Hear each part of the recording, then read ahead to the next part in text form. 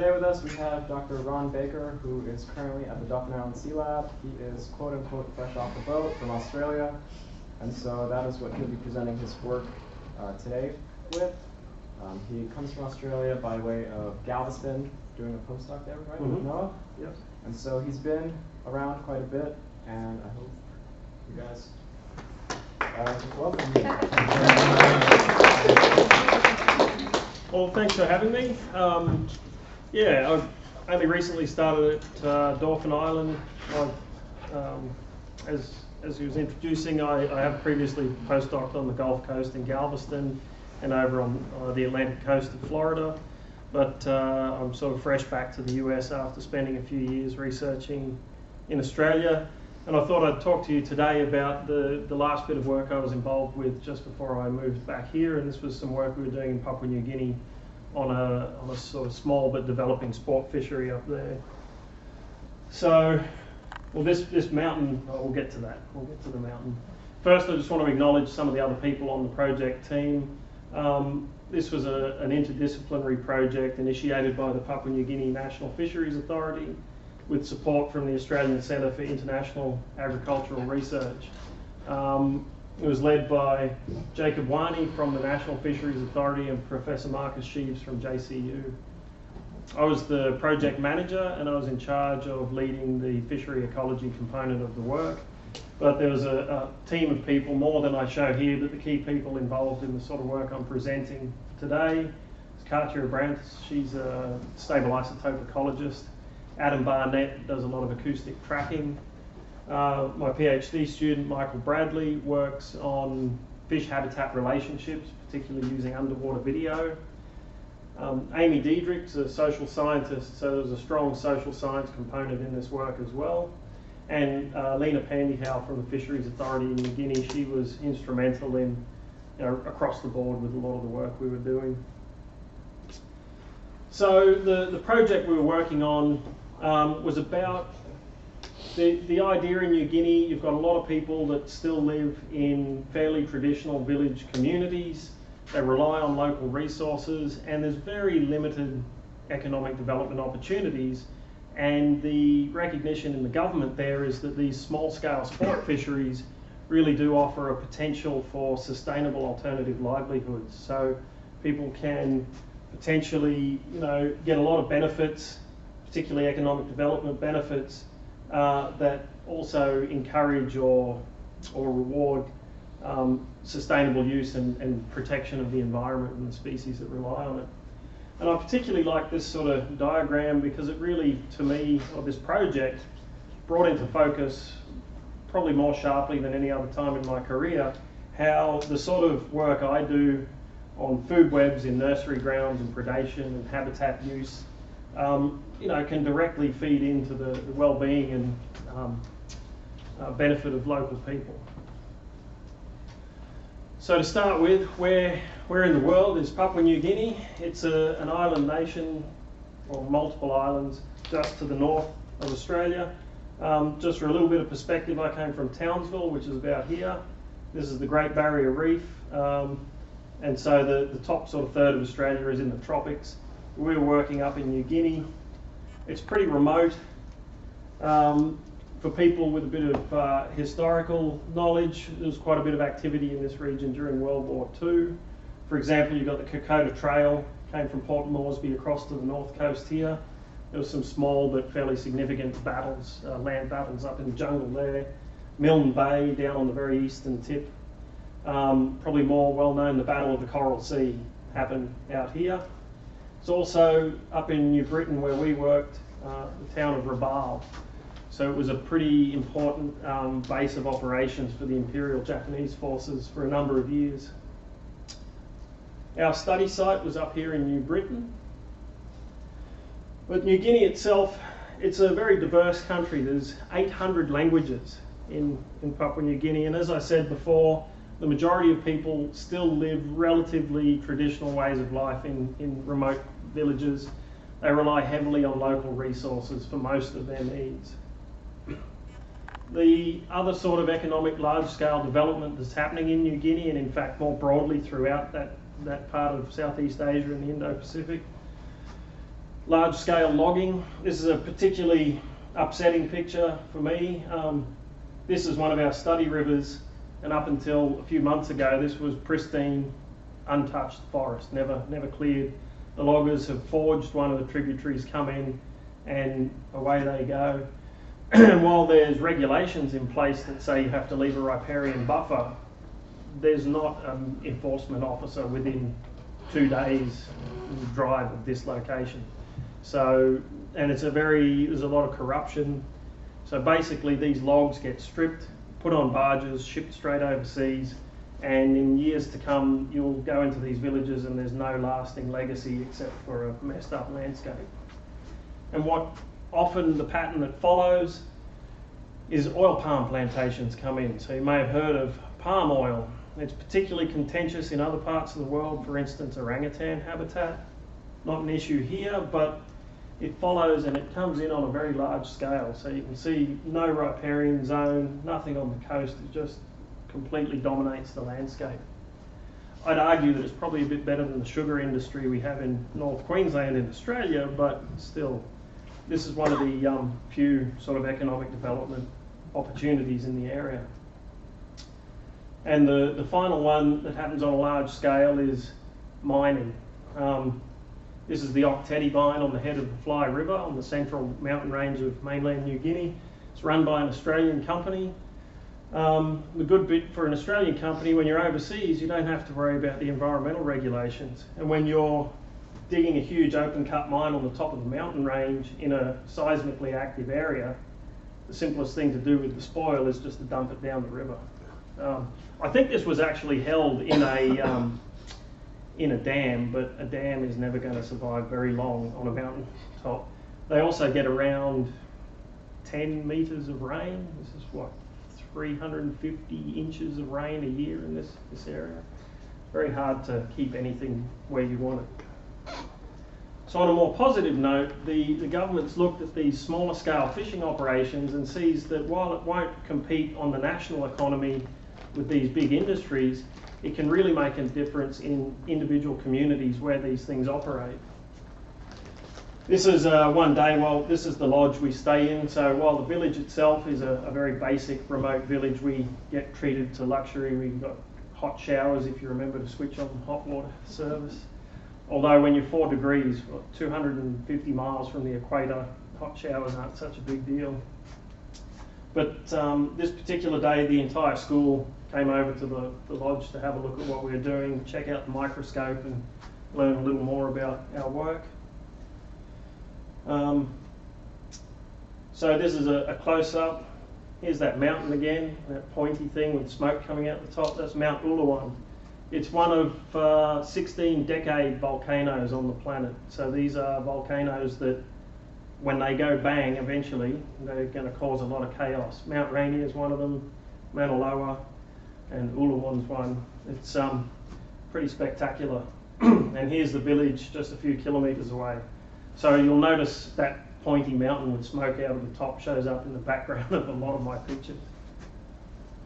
The village, it's very remote until the logging trucks pushed through a year or so ago. No roads, no running water, no electricity. There is cell service if you go just out in a boat, just a little bit off the shore, which can be handy. So most of the villages here, it's not a big village, along the coast, fringing coral reefs. This is the lodge where we stay. The village itself, again, very much relying on local resources primarily. There are a few fiberglass outboard boats, but only I think 3 in the whole village. But what it does offer, this lodge, is employment opportunities. So all of the guides that work at the lodge are from the village. All the people that run the lodge are from the village. This was us at the end of our month-long stay where we put out the acoustic array. So it's got its challenges, but it's also a pretty, I don't want to romanticize it, but it's a pretty idyllic place. Yeah, and don't worry, when I say all the people working there, there's no child labour. The kids just love getting in the pictures and we can't help but take their photo. And the people also get quite involved with the research. Freddie, in particular, quickly picked up what we were needing to do with collecting otoliths, doing gut contents. So if any of the fish we wanted came in while we weren't there, he would process the samples for us. So the fishery, the thing that brings tourists in, what attracts people to pay $1,000 a day to go to this place and try and catch fish. Being a village on a coral reef lined coastline that drops rapidly into deep ocean water, there's some pretty impressive blue water fishing right on the doorstep. All of these things are captured out of the river boats between the lodge and the rivers, so it's not unrealistic that in a day you could be fishing in fresh water and catch a yellowfin tuna. But it's really the fishing in the rivers that attract people. Most of those blue water species are pretty widely distributed across the planet, but fishing in the rivers for these target fish is what really brings people here, because there's nowhere else in the world you can get these things. The targets is the New Guinea black bass, Lepjanus goldii, and spot-tail snapper, Lepjanus fusescens. So these are the same genus as red snapper, mangrove snapper here in the Gulf.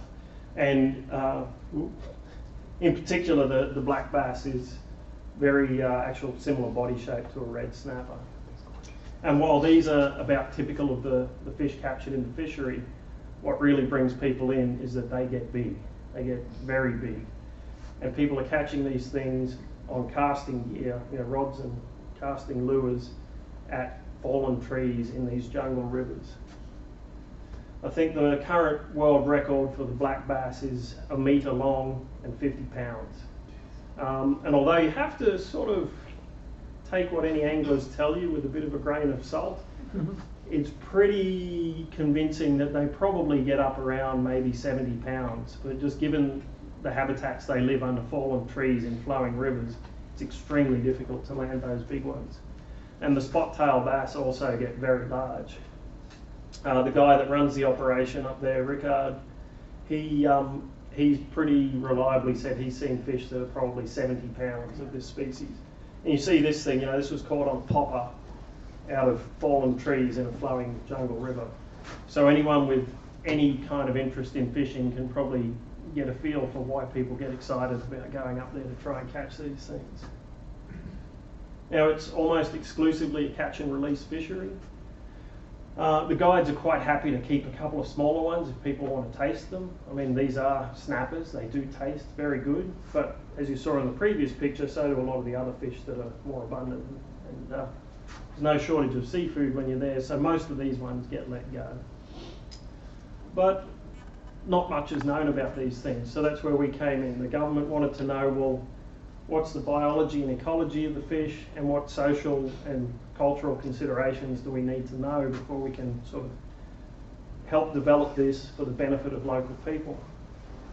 When I say not much was known, at the start of the project we did a pretty thorough search, and when you look up Lepjanus goldii, this is a few years ago now, in total we could get 11 records, that's it. And most of those, even the peer-reviewed articles, were simply an appendix or a list or a mention in a paragraph that Lepjanus goldii was present. That's it. So nothing else. And it was a lot of Jerry Allen's work that has these. So we dug a bit deeper and talked to people like Jerry Allen, who's done a lot of work in that area, to try and learn how widely distributed are these things. According to FishBase, the black bass occurs between Port Moresby and the Fly River in the Gulf of Papua. But when you dig a bit further into some of the grey literature, we were able to extend that at least around mainland New Guinea and the outlying islands of Papua New Guinea. There was a single record from way up here in the southern islands of Japan. And in our paper, we noted it but dismissed it, said this is probably a misidentification. It's 3,000 kilometres from the nearest record. Well, I'd like to apologise to those authors, because we've now found pretty convincing photographs on fishing websites from the Philippines and from East Kalimantan in Borneo that at least they look like black bass. We haven't done any genetics on them to confirm it, but it seems perhaps this is widespread.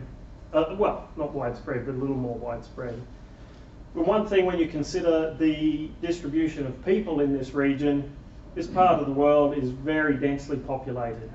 It's over here in New Guinea where you still, for the time being, retain some fairly pristine environments.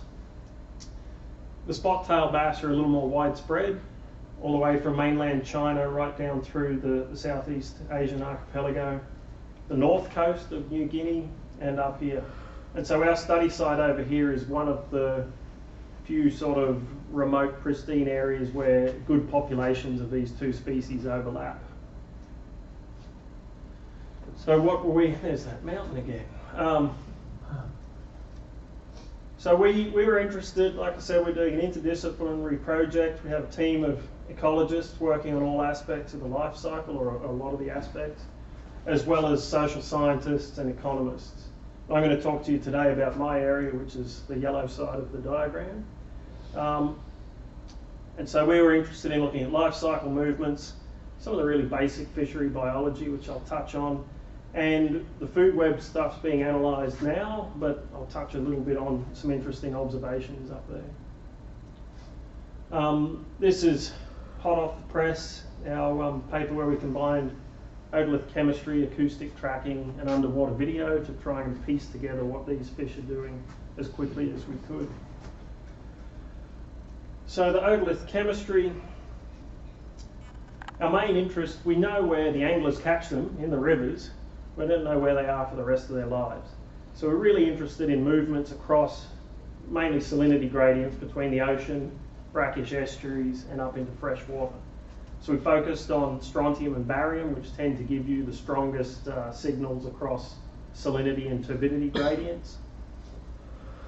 And while detailed water quality sampling is a really powerful way of trying to interpret your otolith chemistry, when you only get to visit a place, for brief periods a few times a year, it's very difficult to get a decent handle on the water quality, especially in really dynamic estuaries. So instead we used some reference fish. These inshore reefs have got, I forget what our tally is, I think we're up to about 18 or 20 species of Lutjanus living on these reefs. And we sampled a bunch of those that we know don't go into the rivers, and we used their chemistry profiles to reflect what we'd expect in marine or at least salty saline residents. Similarly, we collected some freshwater fish, same thing, to provide boundaries for our chemistry profiles. And for people familiar with this, there's nothing too surprising. The reef fish all had high strontium values. The freshwater fish all had low strontium, which is what you'd expect, but it's important to check. And when you look at the boundaries, they're quite well separated. So those lines there are the 5th and 95th percentiles of the respective things. So we had quite good baseline in order to overlay our profiles from our target fish in order to sort of interpret their life history movements. We were primarily interested in the spot-tail and black bass, but the rivers also contain other snapper species that are of interest to the fishery. These are more widespread through the Indo-Pacific. Lutjanus argentum maculatus, very similar to Lutjanus griseus here, and Lutjanus johnii. Not so many of those, but we're interested in relating the movement patterns of our target species to some that we had a bit more ecological knowledge about.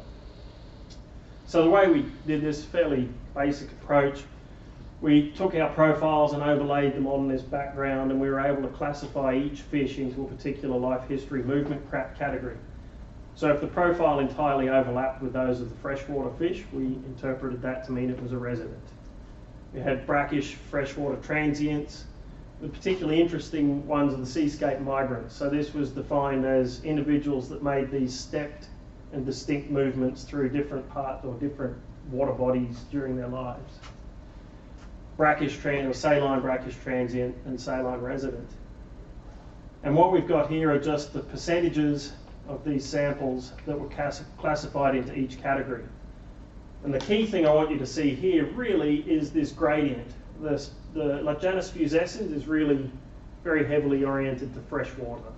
They pretty much spend a lot of their time up in fresh. The black bass are spread pretty widely across the seascape, and a lot of them move around quite a bit during their lives. And I'll explain that in a little more detail in a moment. The mangrove jack, Lepjanus gentamaculatus, also widespread but a bit more towards the saline end. And the Lepjanus johnii were really just found in the mouths of estuaries, and then they move off in coastal waters, which is pretty well established. So you get this gradient in dominance as you move down the river. And if we look at these seascape migrants, these are things that were defined by the fact that they'd spent time in different parts of that seascape. Where did they spend most of it? Well, the pattern very much matches up. So again, this gradient's kind of reinforced. And although, for instance, none of the black bass were classified as freshwater resident post-settlement, some of these migrants had spent at least extended periods, maybe a couple of years or more, living in freshwater. The other thing we learned from the chemistry, in particular, on one hand, is pretty exciting. No one knew anything about these species, and based on when we successfully ablated the core of these otoliths, they've got marine larvae, so that's great, some brand new information. On the other hand, they're leptjanids. Every other leptjanid on the planet that everyone knows about has a marine larval stage, so, you know, could have guessed that. But it's important to verify it. The acoustic tracking, I'll summarise the acoustic tracking in the underwater video pretty quickly and then sort of tie all the results together afterwards. So I guess this is actually just a brag shot. This is the biggest fish that we put a tag in during the whole study, and those are my feet. This thing is about 2 inches shy of 3 feet long, probably weighed around 30 pounds. We didn't weigh them when we would catch them to tag. It was all about just get them into the anesthetic. That's actually a smaller one. Operate, implant the acoustic tag, the transmitter. We'd transfer them into a holding cage over the side of the boat, allow them to regain equilibrium and get swimming strongly again, and then release them straight away. I actually spent quite a few sleepless nights in the village up there. Our original plan was to just buy a little bit of acoustic equipment. People who've done some of this, relatively speaking, it's kind of expensive gear. We wanted to buy a little bit, go and put some in the water, tag a few fish, and make sure they survived. But because of a few incidents, we had trips cancelled when the police in Port Moresby were shooting at students who were protesting, and our uni wouldn't let us go. As it all turned out, we ended up buying the entire acoustic array in one hit and going and deploying the whole thing. So I spent quite a few nights during this trip lying in bed thinking, how would I explain to my superiors at the National Fisheries Authority there that they just spent $100,000 to learn that black bass die if you try and put a tag in them. Thankfully they don't.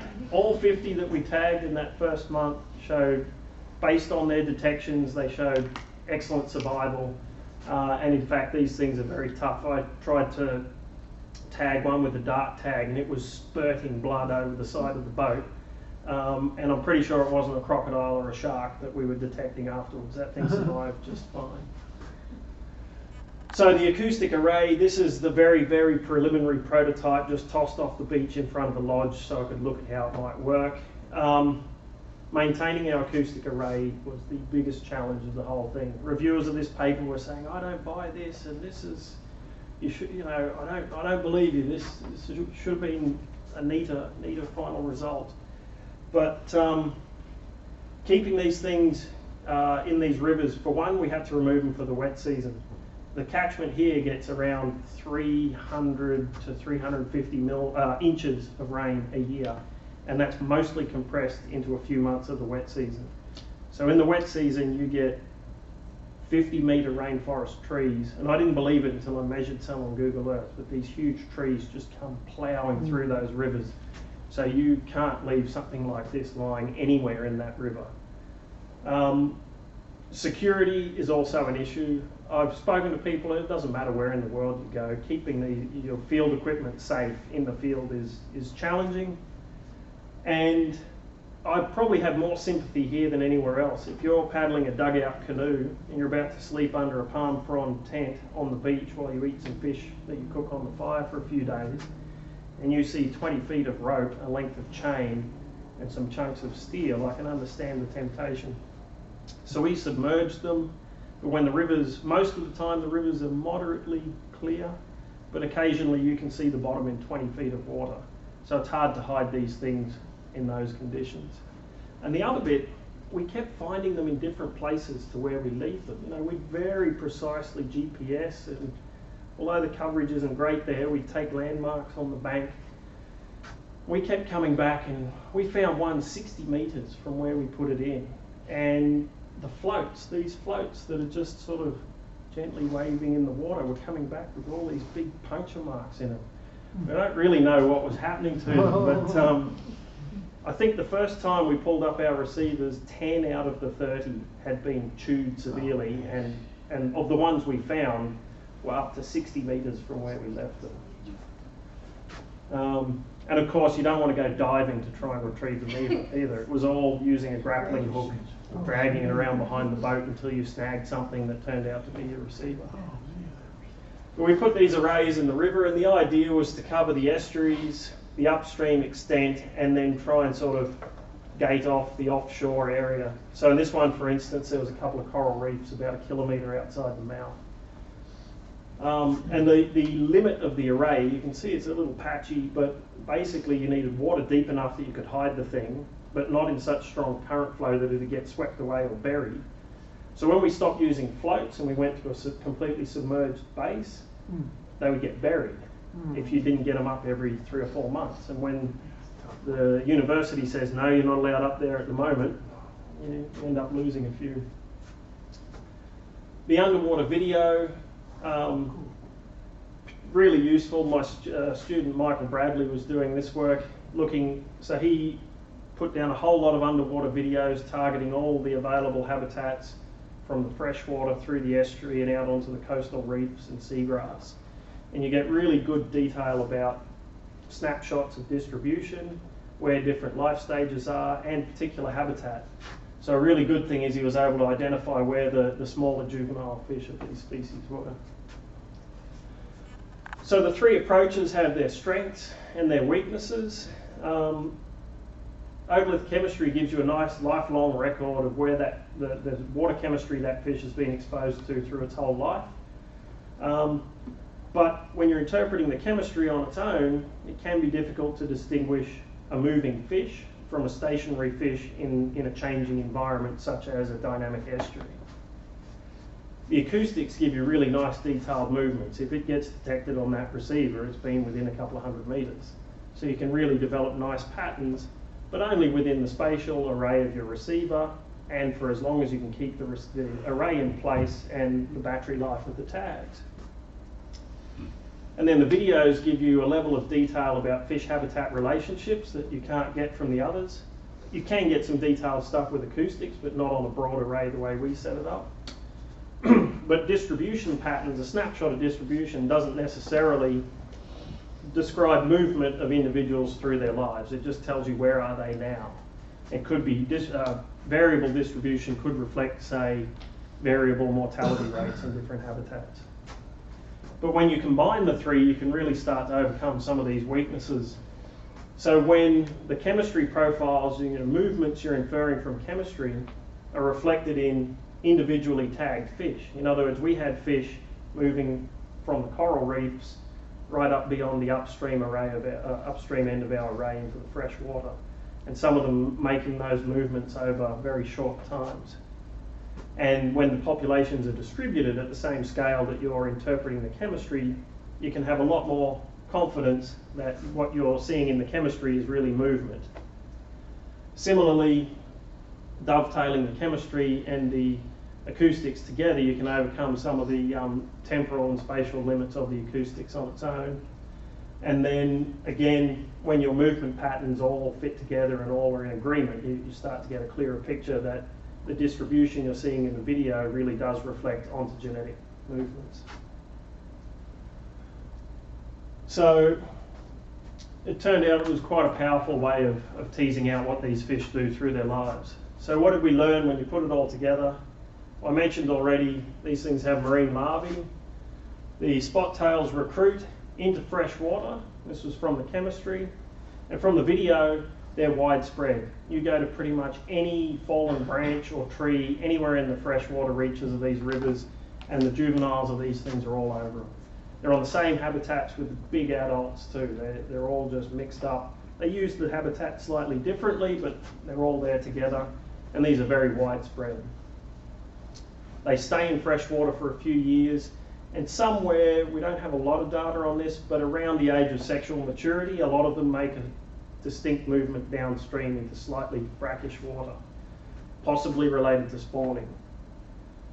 And from the acoustics, we confirmed that they do make occasional visits to the estuary, and even we detected them offshore, outside the rivers on the coastal reefs. Not for very long. We never picked them up in video out there, and the chemistry wouldn't have time to equilibrate, so these short movements, for a few days out and then back into the fresh water, you wouldn't pick that up in the otolith chemistry. So these Lajanus fusescens, they will spend time in brackish and salty water, and they have marine larvae, but these really are freshwater fish for most of the rest of their lives. And you saw the pictures before. These are a large Lajanid living up in fresh water. So as far as I can gather, these probably reflect the extreme of freshwater occupation within the family. There are a few other species that will definitely go into freshwater, including Greasius here, but you're not going to get a large adult Greasius sitting up in the delta, as far as I know. The spawning site remains unknown. It's not that clear there's sort of hints from different parts of our work that point to where it might be. For me, the most convincing is coming along in a boat and up on the salt wedge at the top of the estuary where there's a big fallen tree in the water, and you come across a school of tens to hundreds of adult-sized fish just milling around on these branches, no interest in feeding, and it's during the time of year when they are reproductively active. Short of throwing a stick of dynamite at them, which we certainly didn't want to do, we couldn't assess their reproductive condition. They would not grab a lure, they would not grab bait, they're just not interested, which also suggests to me that perhaps they were aggregating to spawn, or maybe getting ready to move out and spawn. And even though this was on the salt wedge, in a lot of these rivers, that might only be a kilometre up from the estuary mouth.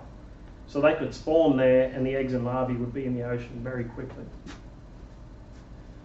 The black bass, marine larvae, again, our chemistry indicates they recruit to freshwater, and the videos, we only found them in some very limited habitats, right in the sort of tidal freshwater, grassy edges on sort of woody debris. But we didn't find many, and you don't catch many of these things in the fishery until they're about 18 inches long. So the question is, where are they? And the obvious answer may be that they go much further upstream in that early life stage. In these rivers, you can only navigate so far before you hit a rock bar or rapids or a huge log jam. So we were limited in how far we could sample. And certainly, I'll touch on this later, they do go a long way upstream. But the ones of the fishery size fairly consistently make staged movements downstream, and the home ranges are the ones we were looking at tended to be centred on the estuary. But they make regular wide-ranging movements. We had 80 centimetre fish that would regularly swim out into the ocean to a reef a kilometre out the front and go 8 kilometres upstream and beyond. And this is in many parts through clear fresh water this deep, and just keep going, and then return to the array a short time later. What they were doing, we're not too sure. The spawning site of these as well, we're yet to confirm that. Some anecdotal reports from other parts of the islands that say periodically they get huge numbers aggregating on reefs. But one-off annual events like that don't really match with what we're seeing in terms of their gonad condition. They seem to be in spawning condition for at least 6 months of the year, so it's a little uncertain. And an important management issue in this part of the world is how much movement among rivers. From what we've seen, I would say not much, but we haven't had an array in for long enough through wet seasons. In wet seasons, this whole coast will have a plume of fresh water all the way along it. So these fish could potentially move quite a bit between rivers. And in an area where local villages retain ownership and control to a degree, over individual rivers, the way these populations move or are restricted is quite important. I'll touch a little bit on the fishery biology work we did, some basic age and growth. This also is hot off the press, so if you want more details you can look that up. The key thing in this, we haven't verified that these are annuline, laid down annually, but if you look at the paper I think it's reasonably convincing that they probably are. But the key thing, like a lot of Latjanus species, so this is our putative age and length. And the key message is fish of any given size can span a very wide range of ages. These individuals can have very different growth trajectories through their lives. And this seems to be the case for quite a number of Latjanus species. Now what this means is that a small fish is not necessarily a young fish. And when you have catchments that are rapidly being changed, that may break that recruitment cycle, you want to know that you're getting ongoing recruitment. What we see here is that some of the small fish are up to 12 years old, or or as young as 3. So you could go for a decade with complete recruitment failure before anglers or guides might notice, well, we're not catching little fish anymore. And by that time it might be too late to do anything about it. Being a catch and release fishery, we wanted to look for alternate aging. So we had a look at the dorsal spines, and of course I'm going to show you a picture of one where we had perfect agreement. 7-year-old black bass, and you look in the dorsal spine and there you go, 7-year-old fish. So when you look at this, the x-axis is your otolith age, y-axis dorsal spine, the line is perfect agreement between the two, and then confidence intervals for the otolith age. It's a little variable, but the main message is you pretty much get as good an answer from a dorsal spine as you do from an otolith out of these fish. And certainly you can pick a 3 or a 4-year-old from a 10 or a 12-year-old. And also collecting dorsal spines is something that's easy for anglers and guides in remote areas to do and then ship off to the national fisheries so they can keep an eye on these things. The diet analysis, Cartier is working up the stable isotope stuff right now. But something that's really striking when we go and sample in these rivers with more conventional, cast nets, about the only thing you can safely lob into these places and retrieve. I've sampled in estuaries in Australia or across the Gulf. When you sample in these estuaries, it's remarkable that there's very few detritivores. There's a few mullet, but not a lot. There's not many planktivores. There's not many things eating benthic invertebrates off the bottom. Most of what you collect from this big to this big are predators. And you look around and you go, what's supporting these food webs? There's a lot of freshwater semi-terrestrial crabs all along the banks. And that's sort of the typical diet of these snappers along with small fish. But most of what you get there is predatory. And the locals would tell us about these whitebait. This isn't the best video, but they tell us about this whitebait runs that come into the rivers on the new moons. I'll just pause it for a second. So they say on some new moons of the year, the whitebait come in and everyone goes down to the river mouth and they collect them and eat them, and the birds get into it and the fish get into it. What you're looking at here, this slick and all this sort of stuff on the surface, in fact everything inside here and stretching hundreds of meters back to the river mouth and upstream and along both sides, you're looking at fish, these little inch-long whitebait that they were telling us about. When this is happening, you're coming in the ocean towards the river and you can be a mile offshore and you can smell it, this pong of fish, and there is millions of these things. These are about an inch long. They were telling us all about them, and some new moons you'll see nothing. Some new moons it's like this, and this is what's still hanging around after the boat's driven up and the guy's poking his GoPro in the water beside it. But these are incredibly dense recruitment events of these things. So, and when they come in, everything goes nuts. This is spot-tail bass leaping. I couldn't figure out how to steal these awesome videos off Facebook, so I had to just take screen grabs. So excuse the quality, but I mean, you get the idea. These are spot-tailed bass leaping clear of the water like tuna, feeding, and these are showers of these little things flying up. The birds get into it, and as I said, people in the villages specifically go to the rivers when this happens and catch them and eat them. I tried them once. Maybe if I could collect them myself, I would try them again, because my constitution sort of says, well, if you collect something like this and wash it off and bring it back quickly and eat it, that's good. If you toss a sack full of slimy fish on the bottom of the boat and leave it there for 8 hours, and then bring it home and almost cook it through before you serve it up to me, maybe not so good. So we looked at it, and what these are cycadine gobies, cling gobies. So they're quite widespread through the Indo-Pacific. There's a whole bunch of species. We're not exactly sure, but I think this is probably the critter that, I think there's probably multiple species. There's maybe 12 that could occur here. We haven't got to the point of figuring out what they are exactly. But these are pretty awesome fish. The adults live in fresh water. They can actually, some of them live quite high altitude. They can climb waterfalls and they get up. And some species have these huge recruitment events. The adults live in these clear, flowing, well-oxygenated streams, and they put their eggs into crevices under rocks. Does it sort of sound familiar about other diadromous fish that spend their early days in the ocean, and adults use gravel beds for eggs? And what happens if you go and log those catchments and fill the river with mud? So got quite a bit of concern about the potential linkage between these whitebait runs and the food webs and the carrying capacity of these rivers.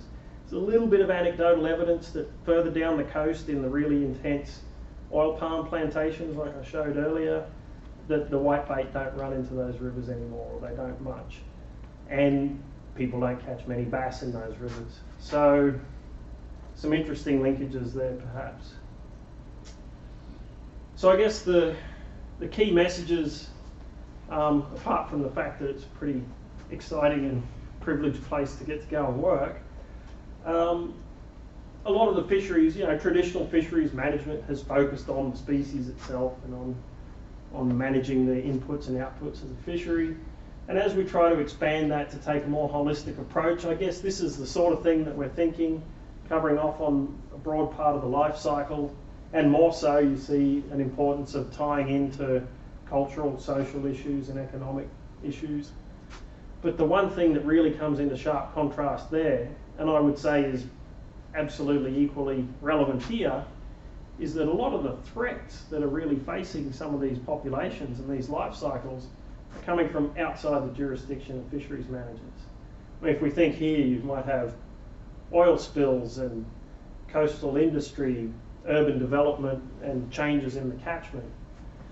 But I suppose I hope that by this sort of work and ongoing work in places in the Gulf here, where we can better tie together the life cycles of these coastal resources and the stresses or the things that are regulating their populations, that maybe we'll get a bit more traction and can expand that circle even further. And I guess on a bit more of a positive ecological note, I've got a lot of interest in geographical variation in function. So broadly speaking, these aren't hugely widespread. Our study site here is a sort of a stronghold where you've got good populations of both species, but the seascape that we measured movements across is quite particular to that study site where we work. These small rivers, you've got coral reefs right outside and rapidly up into the central mountains. If you take the black bass and another part of its range in the Fly River, Papua New Guinea, mainland New Guinea. So this is the Fly River here. It's a huge river. That's the Octetti mine dumping stuff at the top. Where we were in Baia, the distance between freshwater habitat, coral reefs, and then deep blue ocean was as little as 3, 4, 5 kilometres. In the Fly River, like Janus goldii has been recorded from 1,000 kilometres upstream. This it's not that far in a straight line, but when you zoom in on this is an extremely tightly convoluted river all the way across this coastal plain. So 1,000 kilometres upstream, they'll catch large individuals. And we've also got some images from an oil platform, a pipeline platform out in the Gulf of Papua, 25 miles off the coast, with, again, what very much looks like large black bass on it. So I'm interested in how variable ontogenetic life shifts in different contexts, different seascapes. One little bit of insight we got was with like Janus argentum maculatus. Here in these sort of systems where the adults living on the coral reefs and the juveniles in the freshwater and the brackish part of the estuary, we saw the exact same patterns that you would get in northeastern Australia, where those habitats are separated by tens or up to 100 kilometres. We still saw that pattern hold true where those habitats are only separated by, in some places, tens of metres. And then bringing that over here, I've got interests as well in this idea of, well, these systems could function, salt marshes functioning as nurseries. The way a salt marsh functions over in central Texas is possibly quite different to that in Louisiana or in Georgia. They've got different flooding patterns. They've got often very similar communities, but the way they can use these habitats has got to vary. And when we think about this is a much better studied region and a lot of really good work being done, but I would also make the case that a lot of our important understanding of how these systems work, in many cases, will be driven from small amounts of really good research done in a small part of that scale, even across the Gulf. And so I've got a lot of interest in perhaps in working with folks in places like this, in replicating some work more broadly across the Gulf to look at how certain key processes might change. And on that note, I'll say thank you and leave you with another picture of that pointy mountain. Thank you.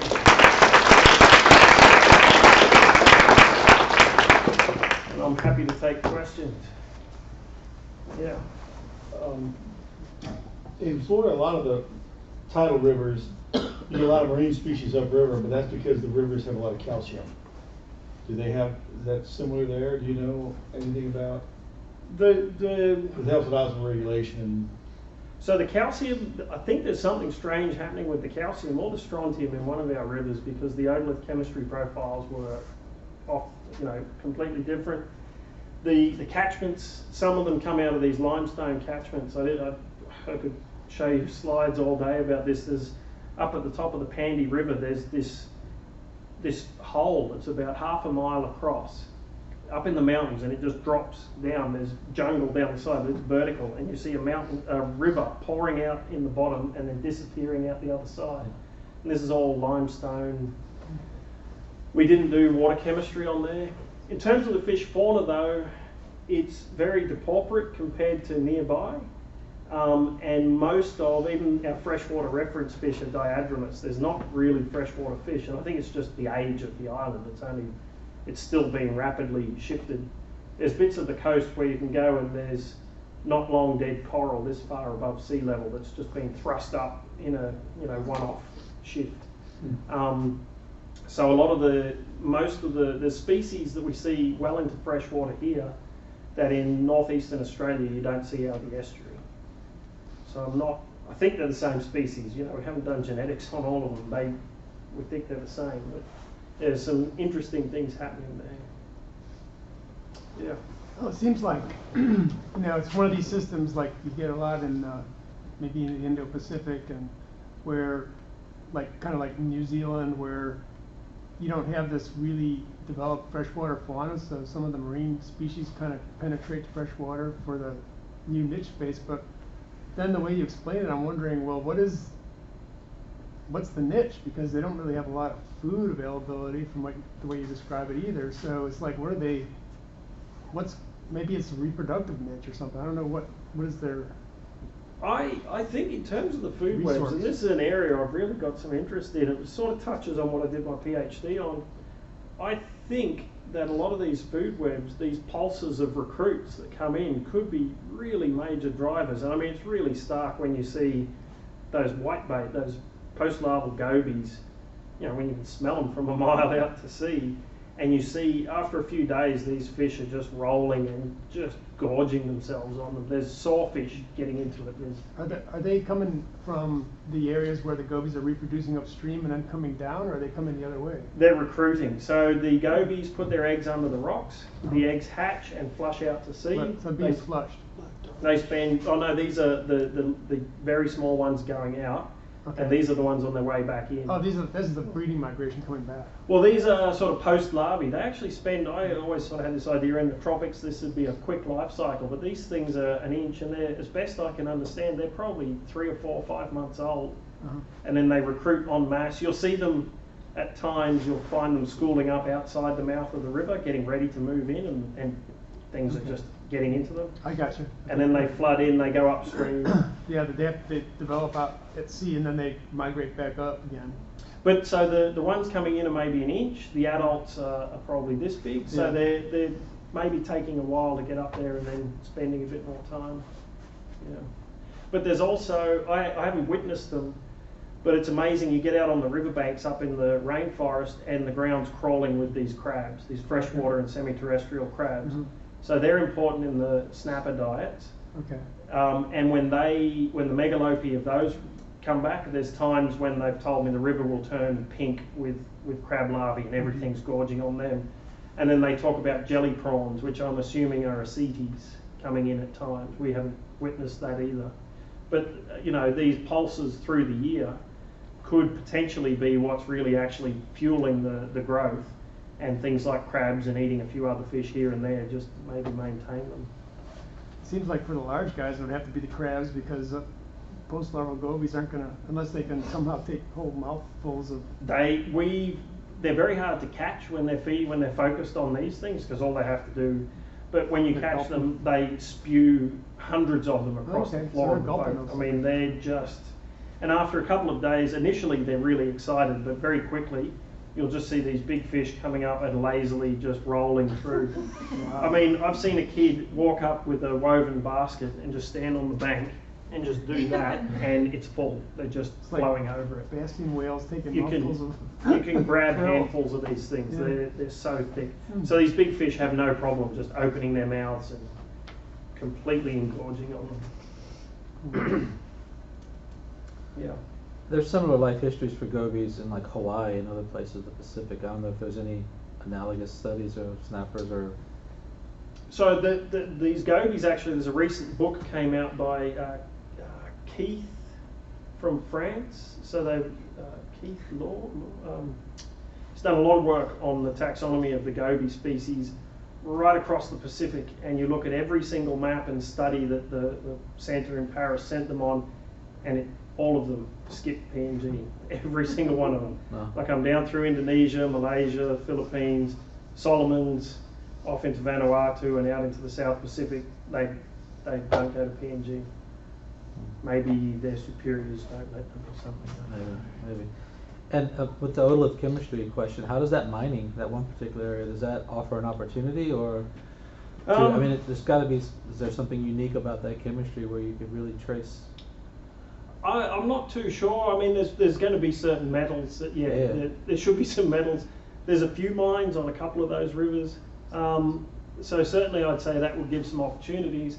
The other thing though I'm really interested in is that quite a way up the Fly River, in fact in the middle there's a big lake, this massive convoluted freshwater swamp, and it's got a lot of black bass in it. And I was hoping to get in there or get some samples from there just to look at, well, what do we see in patterns of those fish? You know, when they're living hundreds of kilometres from the ocean, are they migrating to the sea to spawn? Are they, what are they doing? But that wasn't considered high priority at that point. I mean, where we were working, it would take us 2 days to get to the site. So, 2 flights, road trip, and then a few hours by boat to get to the village. When you start adding on other sites, and we really could only work there because we're working with an established operation.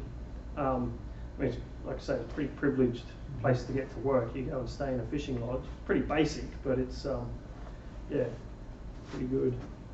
Working elsewhere, the logistics are really very challenging. There's one other operator worked out of Port Moresby, he's perhaps not a good example of how you can mesh benefits from a fishery with local people. He's very much about just taking it and leaving nothing.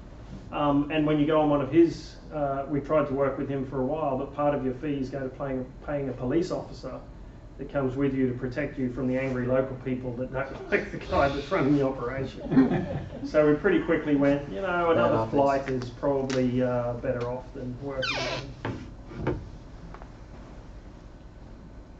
How big are the crocs? Big. Yeah, I don't think I included a picture, no. But they're, yeah. One of the things I was saying about not romanticising it too much. So Gabby here, this guy, one of the guides in the village. I did a lot of research with Gabby. Not while we were there, but he got taken. He got eaten out collecting clams out of the mud in the river. So you feel them with your feet. Duck down and grab one. His wife standing nearby. That's his son there, Martin. Big swirl. They never found him. So there's big ones. The weird thing, unlike where I've worked in Queensland, you get 4 metre tides. Up here, it's more like the Gulf Coast. The tides are very, only maybe half a metre. And so I'm used to, when there's crocs around on a cold winter's sunny morning, you see them. They're out on the bank and you can see them. Up here, one, it's hot a lot of the time. And two, there's not really many open banks and you don't see them. And I guess they're a bit more wary of people up there because people might be more inclined to spear them or shoot them and eat them. Although the locals, this dock here is right behind the village and the lodge. There's a 4 metre croc that lives in the little bay right there, and the people don't bother it. Freddie one night, where's Freddie? Up here. He came out, I thought he was telling us a story, but he said, "Oh, did you hear the dogs barking?" And this is the earlier photo of the lodge on the... So, this 4 metre croc lives in here. And he was saying, "Oh, the dogs were barking," and he went out and shone a torch, and here's this croc sitting right here on the beach. And we've been snorkeling around on these reefs. And then Rickard, who runs the lodge, he'd been up swimming his laps up here one day, and then his daughter's boyfriend was flying a drone around, and here's this 4 metre croc coming back from around here with a village pig in its mouth, this pig about this big. He's got it on YouTube, this croc swimming along, and it's taken right here. But yeah, it's part of life and death there. The approach we've always taken is you just never get in the water. For the local people, that's not an option. Sometimes you get in the water and sometimes it doesn't work out so well. So yeah. But the biggest one I've seen there is about 4.5 metres, and it's called half-tail. And in fact, I wonder if half-tail might be what got Gabby. And it's called half-tail because the tail gets down to about there and then it's been bitten off or chopped off. And that croc is 4.5 metres, roughly. There it's big. Yeah. But if you stay in the boat, you're pretty right. Yeah, big enough boat. The cast netting, we had a GoPro mounted on the boat, and of course I forgot about it. And I'm up there with the cast net trying to catch something to catch one of these bass, and finally I've thrown the net and followed it in. And he didn't really have to fiddle with the video, but when he reversed it and I leapt straight back on the boat, that's pretty much how it happened. I mean, people will jump in, the guides will jump in and swim in the river, and I'm saying, "But half-tail lives there." He's like, "He won't be here at the moment." He's another hands. So, yeah. One more question? No? Thanks a lot. All right.